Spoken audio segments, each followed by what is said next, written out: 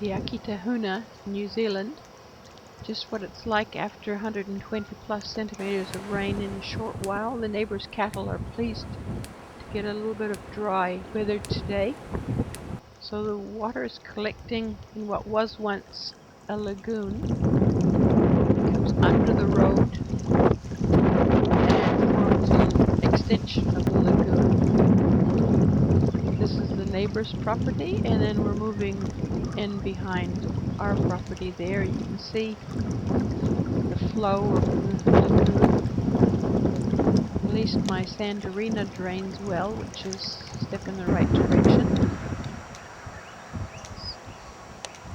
But it's just where the horse was having her grazing strip, so we might have to change that for a while and give her some higher ground.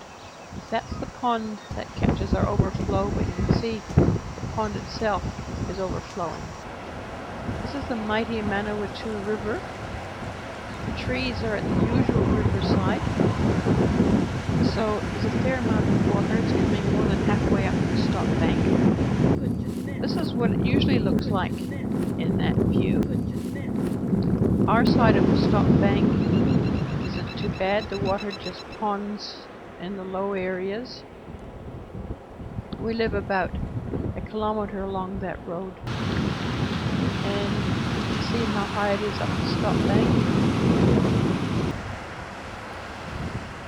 And looking toward the east, this river has a big catchment. So there's a lot of water. It's probably still rising. The two posts there are the end of the paved road. It's taken out quite a piece of the farmer's wicker fence. We'll make some rapids for the neighbors